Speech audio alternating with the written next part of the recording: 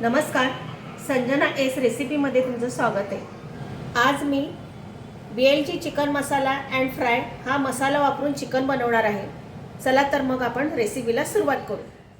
750 gram हा chicken घेतलेला आहे। हे 3 चमचे आपण दही टाकणार आहे।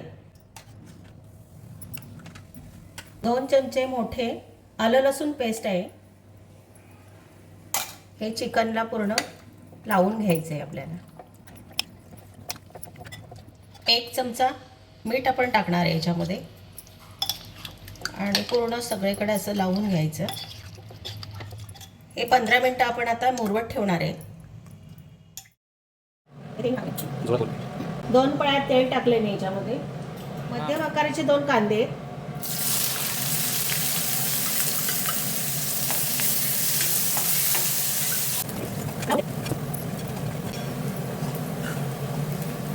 मीडियम गॅसवरच आपल्याला कांदा फ्राय करून ब्राऊन कलर करून घ्यायचा आहे। याच्यामध्ये मी BLGचा चिकन मसाला वापरणार आहे।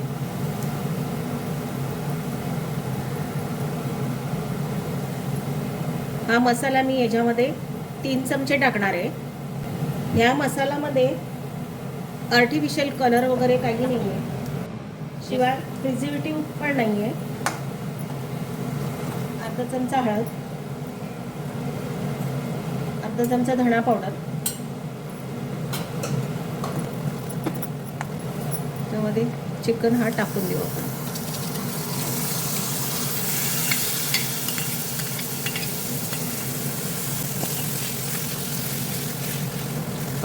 याच्यामध्ये जे मसाले वापरले ते चांगल्या प्रतीचे आहेत, त्याच्यामुळे बाहेरची जे काय मसाले आहेत ते वापरण्याची आपल्याला गरज वाटत नाही। खूप सुगंध सुटलाय। आता आपण हे 5 मिनिटं त्याला मंद गॅसवर शिजू। 5 मिनिटं झालेले आहे आणि बघा कसं तेल सुटलेलं आहे। आता याच्यामध्ये आपण 2 मी छोटे छोटे टोमॅटो कापलेले आहेत। आपण मीठ अगोदरच टाकलेलं होतं, आता फक्त चवीपुरती थोडा आपल्या याच्यात मीठ टाकायला लागणार आहे। चिकन आतमध्ये शिजलं गेलं पाहिजे, त्यासाठी आपण परत झाकण ठेवून याच्यावर पाणी टाकणार आहे।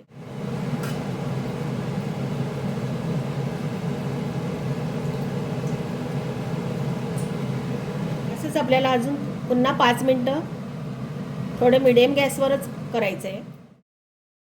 5 मिनिटं झालेले आहेत। आपण आता आतमध्ये चिकन आपला किती शिजला आहे तो पाहणार आहे। हे बघा पाणी वळलं आहे चिकनला। पाणी टाकायची काही गरज नाही आणि आपल्याला हे टोमॅटो जे टाकलेले आहेत ना ते गळेपर्यंत आपल्याला शिजवायचे। याच्यामध्ये कुठल्याही प्रकारचं मसाले टाकायची काही गरज नाही आहे। हा BLG जो मसाला आहे ना तो ऑल इन वन आहे। तुम्ही इतर कुठल्याही प्रकारचे मसाले याच्यामध्ये नाही टाकलं तरी चालतील, कारण हा जो मसाला आहे सगळ्या प्रकारे परिपूर्ण आहे। हे बघा चिकन आपलं झालेलं आहे, तेल सुटलेलं आहे आणि चिकन हा आपला तयार झालेला आहे। आपण आता सर्व करू। हा BLG मसाला तुम्ही कोणीही वापरू शकता। BLG मसाल्याने चिकन एकदम स्वादिष्ट बनतोय। त्यामध्ये कोणत्याही प्रकारचे खडे मसाले मी टाकले नाहीत। त्याला चिकन बनवता नाही तो पण असं स्वादिष्ट चिकन बनवू शकतो। तुम्ही हे मसाले वापरून बघा, एक वेगळीच स्वादिष्ट तुम्हाला चव मिळेल। माझी ही रेसिपी आवडली असेल लाईक करा, शेअर करा आणि सबस्क्राईब करा। थँक्यू।